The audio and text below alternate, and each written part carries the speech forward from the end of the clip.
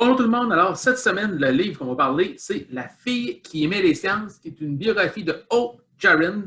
Donc, le volume aujourd'hui, je vais vous présenter ici, c'est un volume, j'adore parce que vous savez qu'il y a quelques semaines, plus précisément le 11 février dernier, c'était la journée internationale des femmes et des filles de sciences. Trop souvent, on le mentionne, il n'y a pas assez de femmes et de filles en sciences. Pourtant, elles sont souvent très, très bonnes à l'université, mais on dirait qu'une fois les universités terminées, bien, le marché de la science il est encore une porte très difficile à accéder pour les femmes et les filles. Donc, c'est pour ça que j'ai décidé de vous parler de ce volume-là cette semaine, qui est très intéressant. C'est écrit par Mme Jaron elle-même en personne. C'est à la fois son histoire à elle, mais c'est écrit de façon humoristique. Donc, c'est très, très, très plaisant à lire comme biographie. Juste pour un petit mot pour Mme Jaron, elle est originaire du Minnesota, donc c'est une Américaine.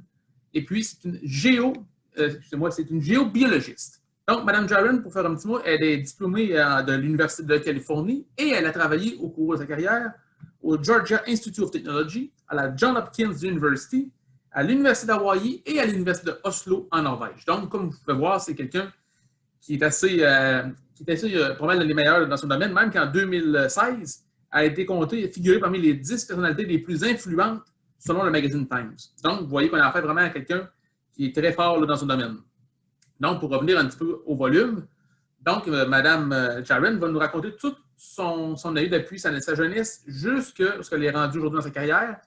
Et ce qui est plaisant dans son volume, c'est de voir tout ce qui est derrière les grandes découvertes scientifiques. Tu sais, des fois, ce que nous montre la science, c'est « Ah, on a des découvertes, c'est fantastique », mais des fois, on oublie tout le temps passé en laboratoire pour arriver à ces découvertes-là. Et puis, l'autre chose qu'on oublie souvent aussi et qu'on n'a pas conscience, c'est que la science, ça marche beaucoup à partir de financement. Et donc, souvent, ça prend du financement pour mener les recherches. Et puis, c'est tout ce qu'on voit dans le roman, toutes les démarches faites par les scientifiques pour acheter du financement auprès de leur université, auprès de fondations privées. Donc, ça, des fois, on l'oublie souvent, mais l'argent, c'est vraiment le nerf de la guerre. Et pas d'argent, pas de recherche. Donc, et ça, on le voit très bien dans le livre de Mme Jaron, qu'elle est souvent en cours d'argent. On se dit, mon Dieu, ça n'a pas de bon sens. Et des fois, on se dit, elle n'a pratiquement pas moyen de manger. Pourtant, elle a un doctorat. C'est incroyable.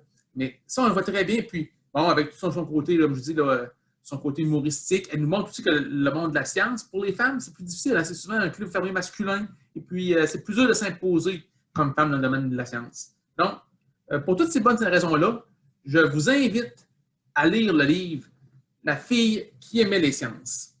Alors, sur ce, je vous souhaite une bonne semaine et une bonne lecture.